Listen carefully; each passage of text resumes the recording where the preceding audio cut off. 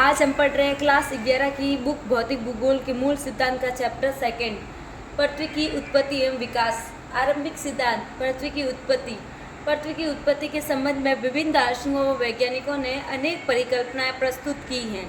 German दार्शनिक Immanuel Kant का है 1796 ईस्वी में गणितज्ञ लाप्लेस ने इसका संशोधन प्रस्तुत किया, जो निहारिका परिकल्पना के नाम से जाना जाता है।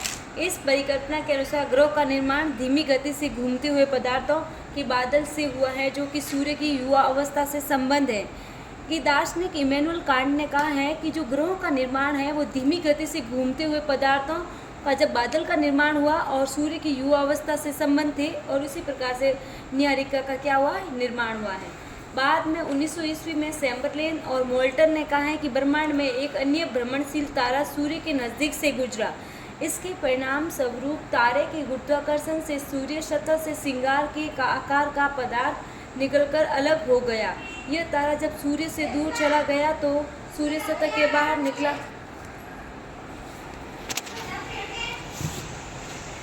निकला हुआ यह पदार्थ सूर्य के चारों तरफ घूमने लगा और यही धीरे धीरे संघनित होकर सूर्य के चारों ओर परिवर्तित हो गया। पहले सूर्य जेम्स जीन्स और बाद में सर हेराल्ड जेफरी ने इस मत का समर्थन किया।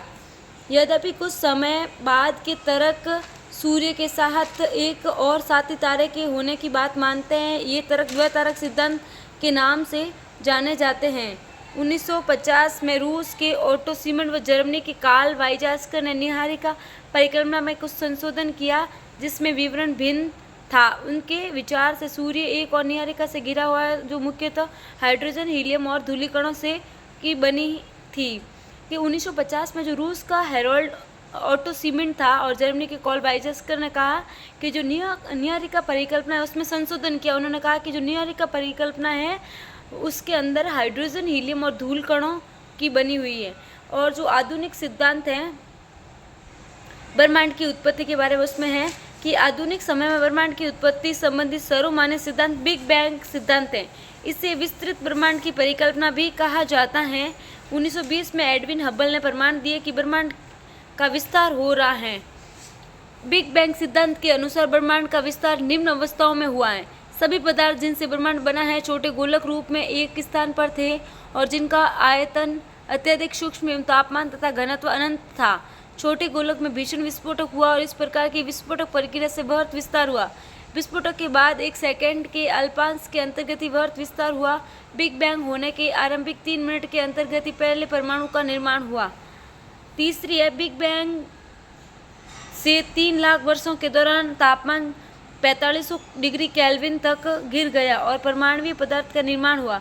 ब्रह्मांड पारदर्शी हो गया। ब्रह्मांड के विस्तार का अर्थ है कि आकाश गंगाओं के बीच की दूरी में विस्तार का होना। हॉयल ने इसका विकल्प स्थिर अवस्था संकल्पना के नाम से प्रस्तुत किया।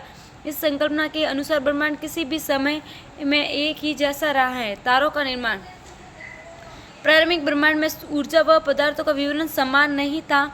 घनत्व में आरंभिक भिन्नता से गुरुत्वाकर्षण बलों में भिन्नता आई, जिसके परिणाम से पदार्थ का एकत्रण हुआ और यही एकत्रण आकाशगंगाओं के विकास का आधार बना। एक आकाशगंगा असंख्य तारों का समूह है। आकाशगंगाओं का विस्तार इतना अधिक होता है कि उनकी दूरी हजारों प्रकाश वर्षों में मापी जाती है। आकाशगंगाओं के निर्माण की शुरुआत हाइड्रोजन गैस से बने विशाल बादल के संचयन से होती है, जिसे निहारिका कहा गया है। क्रमशः इस बढ़ती हुई निहारिका में गैस के झुंड विकसित हुए। ये झुंड बढ़ते बढ़ते घने गैसीय पिंड बने और जिनसे तारों का निर्माण आरंभ हुआ। ऐसा विश्वास किया जाता है कि तारों का निर्माण लगभग 5 से 6 अरब वर्षों पहले हुआ। प्रकाश वर्ष समय का नहीं वरन दूरी का माप है। प्रकाश की गति 3 लाख किलोमीटर प्रति सेकंड है। 9.46 इंटू 1012 किलोमीटर प्रकाश वर्ष। पृथ्वी एवं सूर्य की औसत दूरी 14,95,58,000 किलोमीटर प्रकाश वर्ष के संदर्भ में यह प्रकाश वर्ष का केवल 8.311 है। ग्रहों का निर्माण। तारे निहारिका के अंदर गैस के गुंथित झुंड हैं और इन गुंथित झुंडों में गुरुत्वाकर्षण बल से गैसीय बादल में क्रोड का निर्माण हुआ है। इससे गैसीय क्रोड के चारों तरफ गैस व धूलकणों की घूमती हुई तस्वीर विकसित हुई। गैसीय बादलों का संघनन आरंभ हुआ और क्रोड को ढकने वाला पदार्थ छोटे गोले के रूप में विकसित हुआ। ये छोटे गोले संघनन प्रक्रिया द्वारा ग्रहणों में विकसित हुए।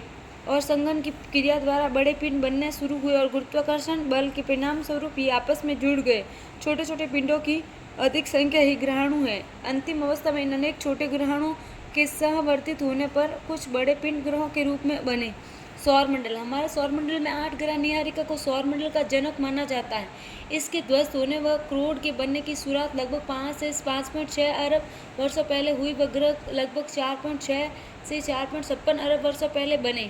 हमारे सौरमंडल में सूर्य, तारा, 8 ग्रह, 63 उपग्रह, लाखों छोटे पिंड जैसे क्षुद्र ग्रह, धूमकेतु एवं बृहद मात्रा में धूलिकणों के गैस हैं। 8 ग्रहों में बुध, शुक्र, पृथ्वी, मंगल भीतरी ग्रह कहलाते हैं, अन्य 4 ग्रह बाहरी ग्रह कहलाते हैं। चंद्रमा। चंद्रमा पृथ्वी का अकेला प्राकृतिक उपग्रह है। पृथ्वी की तरह चंद्रमा की उत्पत्ति संबंधी मत प्रस्तुत किए गए हैं। सन 1838 ईस्वी में जॉर्ज डार्विन ने सुझाया कि प्रारंभ में पृथ्वी व चंद्रमा तेजी से घूमते हुए एक ही पिंड थे। यह पूरा पिंड डंबल की आकृति में परिवर्तित हुआ और अंततोगत्वा टूट गया। उनके अनुसार चंद्रमा का निर्माण उसी पदार्थ से हुआ है जहाँ आज प्रशांत महासागर के गर्त के रूप में मौजूद हैं।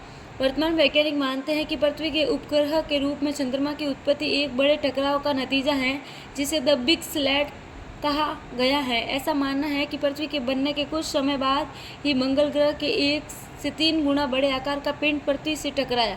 इससे पृथ्वी का हिस्सा टूटकर अंतरिक्ष में बिखर गया और टकराव से अलग हुआ पदार्थ फिर पृथ्वी के कक्ष में घूमने लगा और क्रमशः आज का चंद्रमा बना। यह घटना या चंद्रमा की उत्पत्ति लगभग 4.44 अरब वर्षों पहले हुई है।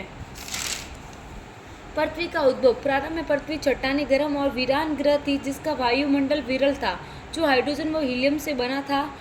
कि ही आज से 460 करोड़ सालों के दौरान इस ग्रह पर जमीन का विकास कैसे हुआ। स्थलमंडल का विकास और वायुमंडल का विकास और जलमंडल का विकास। स्थलमंडल का विकास बहुत से ग्रहाणुओं के इकट्ठा होने से ग्रह बने। पृथ्वी की संरचना भी इसी प्रक्रम के अनुरूप हुई। जब पदार्थ गुरुत्व बल के कारण संहत हो रहा था तो उन इकट्ठा होते पिंडों ने पदार्थ को प्रभावित किया। इससे अत्यधिक ऊष्मा उत्पन्न हुई और अत्यधिक ताप के कारण पृथ्वी आंशिक रूप से द्रव अवस्था में रह गई और तापमान की अधिकता के कारण ही हल्के और भारी घनत्व के मिश्रण वाले पदार्थ घनत्व के अंतर के कारण अलग होना शुरू हो गए।